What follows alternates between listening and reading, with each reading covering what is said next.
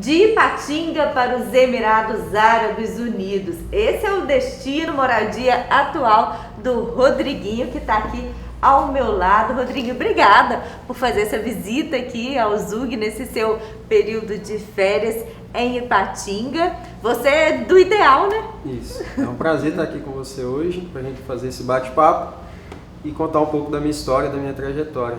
Pois é, então vamos fazer um breve histórico, mas primeiramente, né, a gente está aqui, né, com esse troféu, com essas medalhas, com a camisa, porque você é o atual campeão, né, da segunda divisão do Campeonato dos Emirados Árabes Unidos, né? Conta pra gente sobre essa conquista atual. Exatamente. Foi por essa equipe que se chama Al Uruba, que eu estava atuando nessa última temporada.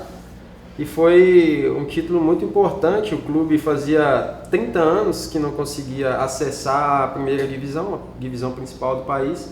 Então, depois de 30 anos, conseguimos aí fazer então esse feito histórico na história desse clube mesmo, né? Então, foi uma competição difícil. Nós não éramos os favoritos, mas no final, com a graça de Deus, a gente conseguiu aí colocar o clube aonde ele desejava. Então, você saiu de Ipatinga aos 13 anos, né? Atuou em vários times mineiros na base e se profissionalizou no Atlético, né? Exatamente. Eu saí da casa dos meus pais com 13.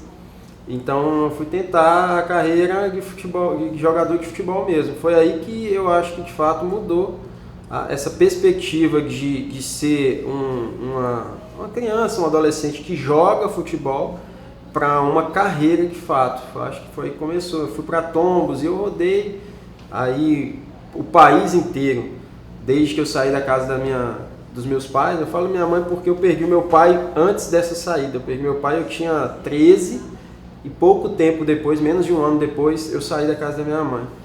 Então, eu fui para Tombos quando eu tinha 13 para cá, antes de completar 14 anos, eu fui para Tombos, ainda era idade de infantil, né, sub-14, 15.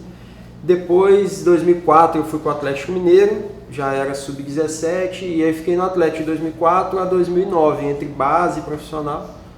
E ali, de fato, começa a filtrar e ficar mais próximo o sonho de ser jogador. E foi no Atlético Mineiro, onde eu realmente me profissionalizei, tive o prazer de vestir a camisa de um dos maiores do país. Hoje o time está muito melhor, muito mais estruturado e está entre os grandes, de fato um dos favoritos aí em qualquer competição que entra.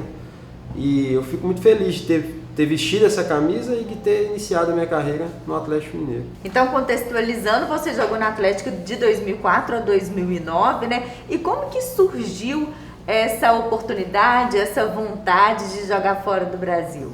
Bom, a situação de jogar fora do Brasil, eu creio que é um sonho da maioria dos jogadores de futebol.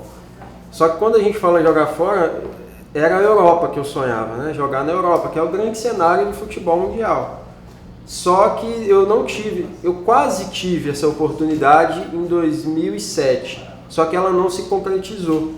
Aí passou mais 2 anos, então em 2009 eu tive a oportunidade de jogar fora do país, porém no mundo árabe. Eu tive em 2009 uma oferta para ir para o Kuwait. Então eu joguei lá entre 2009 e 2010, um ano. Fiquei um período de um ano morando e jogando lá. E depois, sim, em 2010 eu fui para os Emirados Árabes, que é onde eu realmente fiz a minha carreira nesse país. Só de Emirados Árabes, são 11 anos morando e jogando lá. Então você acabou de ser campeão, como a gente mencionou, e quais são os seus próximos planos, né? Porque você está aqui de férias, mas retorna para um outro time. Sobre o futuro, eu já assinei com uma nova equipe para a próxima temporada. Eu estava na equipe que se chama Al Uruba e agora eu fui para uma outra equipe chamada Al Batai, que também é uma equipe da segunda divisão, ficou em terceiro, inclusive sobem 2 a cada temporada. E essa ficou na terceira posição. Quase conseguiu acesso, mas então na próxima temporada eu já tenho um destino definido e eu volto para lá no meio de julho para começar os treinamentos. A temporada só se inicia mesmo no começo de setembro. Ô Rodriguinho, então você não vai subir com o time para a primeira divisão, não? Você preferiu mudar de clube? Isso.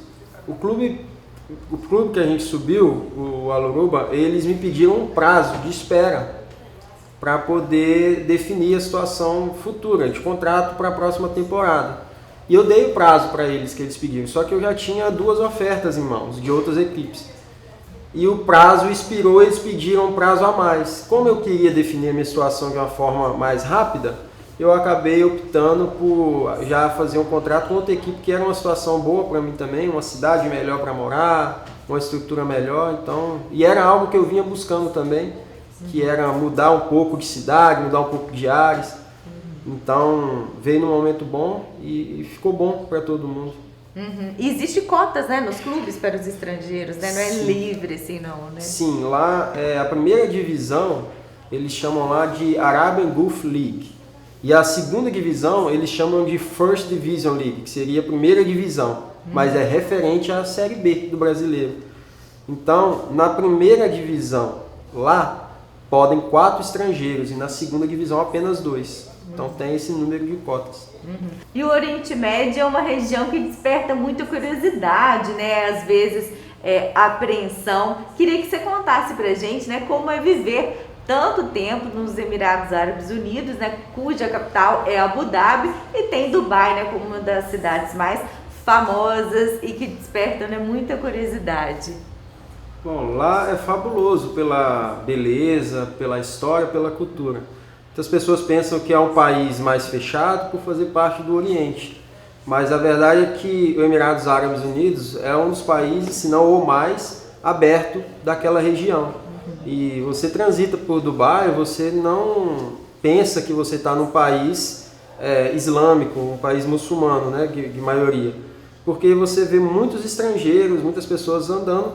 Eu falo mesmo com roupas, né? As pessoas pensam que eles sempre andam com as mulheres de burca, os homens de candora, mas não.